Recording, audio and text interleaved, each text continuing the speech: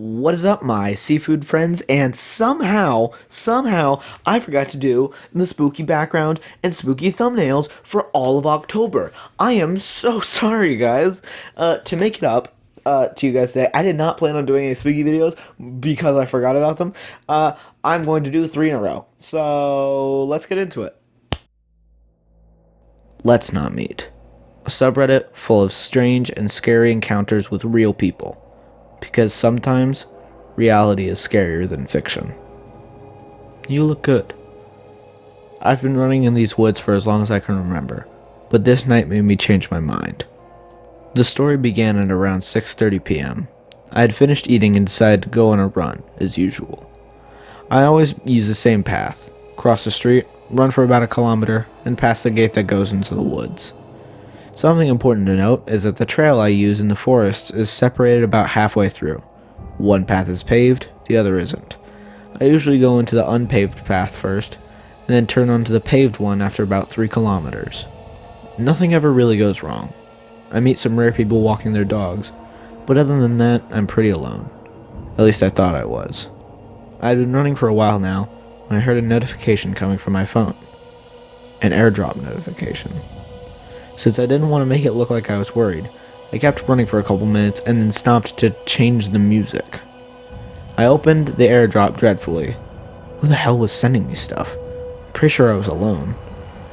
I clicked on the drop and my heart sunk. There was a Snapchat picture of me running with the caption, "You look good." I didn't turn around. Instead, I kept running like nothing happened till I reached a certain point. You see, the forest is surrounded by a fence to stop children from coming in unsupervised, and I didn't like that rule when I was little, so my friends and I cut a hole in it. When I was aligned with that hole, I quickly turned and buried myself into the forest, aiming for my escape. I could hear ruffling behind me and still didn't turn back. When I finally reached a hole, I jumped through it and absolutely booked it to the fire station that was a couple streets down. The last thing I could hear when I was leaving the forest was an angry huff and metal meeting metal. I still don't know who it was or what they wanted from me, but I never ran in this forest again. So, creepy stalker guy, or whatever you are, I truly hope we never, ever meet. I was almost kidnapped while extremely drunk. This happened almost 4 years ago. My parents and husband were visiting my mom's family in Indianapolis. I used to go all the time as a child, but I wouldn't know my way around. I was drinking a lot because my husband had an emotional affair with his ex that lasted 4 months. She tried to break us up. Honestly, I could write a whole post about how she tried to ruin our relationship. So we saw my family and then went back to the hotel. I was so upset that I said I was going to smoke. In reality, I was just going to go to the hotel bar. I got multiple double vodka shots with a splash of orange juice. I was feeling good. The bar was closing, so I asked the bartender if there was another bar, and she told me to go to TGIF's. It was about a 10-minute walk. Remember, this was after 10 p.m. and I was already drunk.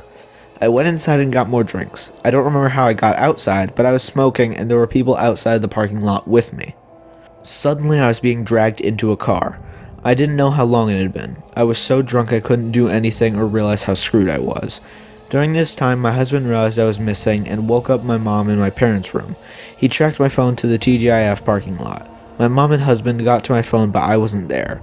Then my mom saw this man try to get me into the car. She got out of the Uber and started screaming to let me go. This a-hole thought my mom was just a stranger trying to save me. He didn't believe her, and I remember the yelling. I only remember him saying, how do I know she's your daughter?" Something like that. He grabbed me so hard I had bruises. My mom threatened to call 911, which I was told later, since I was almost in his car. He let go of me and drove off with his back passenger door open. I'm convinced I'd have been raped at the least. I was unfamiliar with the area, I was drunk, and I barely realized how bad the situation was. I was taken to the hospital and catheterized. I was also strapped down. I was released the next day. Didn't hear about what my mom and my husband saw until we got home, since we were driving home that next day. To the creep who tried to take me while I was drunk, let's never meet. No one with good intentions just grabs a girl. Plus, I don't know if I dropped my phone or the guy did. Creepy dude on a bike. For context, I'm a 26-year-old male and have a larger build. Not fat, but also not muscular. Just have a bigger look to me. I've lived an unusual life, and I've been through many iffy situations with people, so I'm not frightened easily by odd or wacky people. I can also defend myself pretty well in a fight. I live in a city with a pretty bad crime rate, and work on a sketchy side of town. While not the most crime-filled, it is still sketchy, and you get shady people every once in a while. I'm also a fan of the dark life, so I love walking at night and do not really get scared. I work a second shift job, and it is my duty as one of the supervisors to lock the gates after the sun goes down and all the day shift people are gone. Our work is enclosed with a fence that has barbed wire on top. Just a few days ago, I was walking to the gate. I was coming from the far side of the parking lot after throwing something away in the dumpster. As I was walking to the gate, I could see a strange man on a bike. It is dark and cold out this time of year at 8 p.m., so I found it odd to see a man that was at least 30 to 40 on a bike. But I carried on, as it could just be a man going to work or leaving work who doesn't have a car. As I continue to walk, I see he is now doing circles in the road at the end of the little driveway that leads to the fence. Now my guard is up. This is strange to me.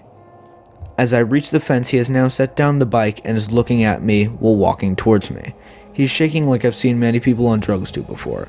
I'm still not super worried, as like I said, I've dealt with many shady people before. I close one side of the gate quickly and rush to the other, swinging it closed. The gate is locked by a chain and a padlock, so I grab both sides of the chain, and before I can get the padlock through, the man sticks his hands through the fence and grabs me by the shirt. At this point, I yell, "Get off of me before I beat you!" As it was, I was holding the fence closed with the chains, while he grabbed me and yelled, "I will kill you!" The only thing going through my mind was how I was going to get the upper hand on this dude, and if I should fight him or wrap the chain around his neck. I was fortunate, and a police officer just turned the block as this was going down. He flipped his lights on and quickly took the man down before cuffing him. While the man was in his car, he questioned me and got a statement, and I was on my way. So, to the druggie who wanted to kill me, even though I'll run into more one way or another, let's not meet again. Stay safe out there, y'all. I'm gonna cut this video short because my throat really hurts right now, and it's kind of late, so I gotta get to bed. So, sadly, ladies and gents, that's all the time we have for today. If you like this video, press the like button. If you have any questions, comments, or concerns, comment them down below. And if you really like this video and want to see more like it, please subscribe. And that's all for today. So until the next video, goodbye.